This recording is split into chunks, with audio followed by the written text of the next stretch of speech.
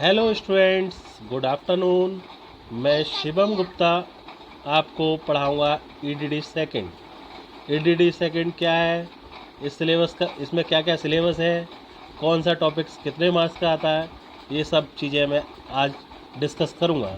EDD second, EDD बोले तो आपने लास्ट सेमेस्टर में लास्ट ईयर पढ़ा होगा, जिस साल तुम जब प्रमोट हो गए थे। इस सब्जेक्ट का फुल फॉर्म क्या है?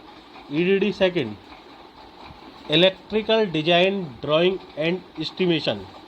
Electrical design drawing and estimation, जिसका फर्स्ट पार्ट आपने फोर्थ सेमेस्टर में पढ़ लिया। इसमें टोटल 8 चैप्टर्स हैं। पहला चैप्टर है contractor control circuits. Contractor control circuits में आपको क्या क्या पढ़ना है? 3 फेज इंडक्शन मोटर के circuit diagram, direct online DOL, starting of 3 phase induction motor. 3 phase induction motor को सप्लाई कैसे दी जाती है, forward and reverse biasing of induction Motors, sequential operating of 2 Motors using time delay relay, automatic star delta starter for 3 phase induction motor. ये total ये नया chapter add किया है चूँकि BTE ने इस बार, तो ये 5 से 8 नंबर तक आने के इसके चांसेस हैं। पहले ये पेपर 100 मार्क्स का हुआ करता था, लेकिन अब UPBT ने इसका सिलेबस में कुछ चेंज किया है और इसको 50 मार्क्स का कर दिया है। सेकंड चैप्टर होता था अर्थिंग। सेकंड चैप्टर अर्थिंग को हिंदी में कहते हैं भूसंपर्कन। ये आता है 10 to 15 मार्क्स का आना ही आना है। पहले ये 30 मार्क्स का आता था, लेकिन अब चूँकि 50 का कर दिया है इसका पेपर को, तो आधा कर दिया हमने। ठीक है, इसमें क्या क्या पढ़ना है आपको? Concept of earthing,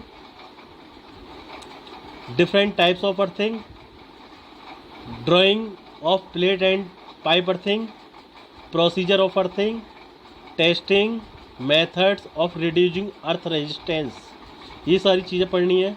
line diagram of 11 kV, 33 kV, 66 kV and 132 kV line diagram पढ़ने हैं।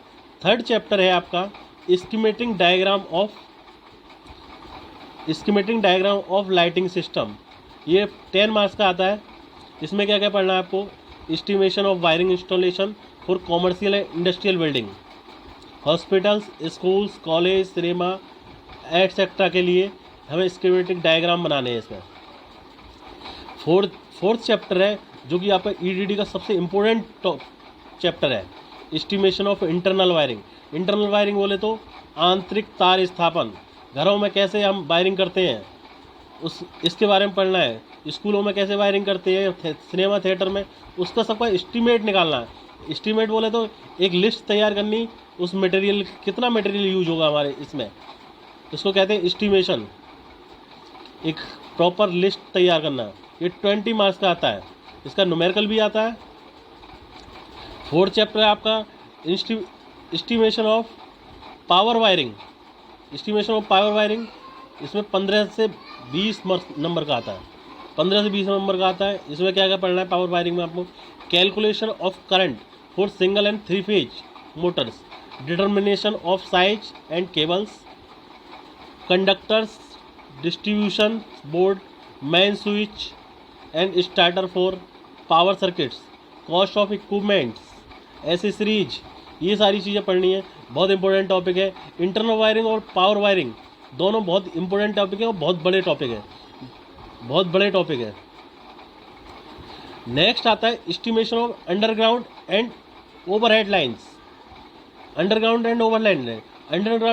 कहते हैं भूमिगत लाइन के लिए, और ओवरहेड मतलब सिरों पर ही लाइन्स, जो लाइन्स सिर के ऊपर होकर निकलती हैं वो लाइन ओवरहेड कहलाती हैं, और जो लाइन सिर के भूमि के अंदर होकर निकलती हैं वो अंडरग्राउंड लाइन्स कहलाती हैं।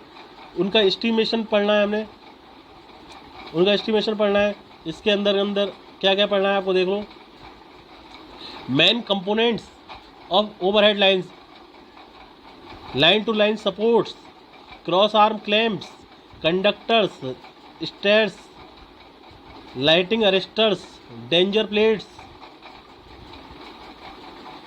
Connecting of poles, earthing of transmission line, ये सारी चीज़ पढ़नी है। नेक्स्ट चैप्टर आप है estimation of service connection. Estimation of service connection में सर्विस कनेक्शन पढ़ने हैं अपने घर में। सर्विस कनेक्शन क्या होते हैं भाई?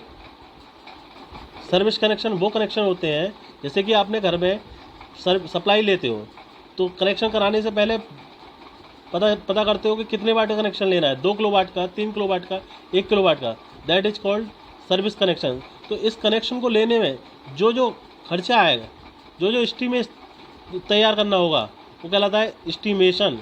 जो जो लिस्ट तैयार करने क्या क्या किस चीज़ की ज़रूरत है आपको, वो कहलाता है आपको एस्टीमेशन।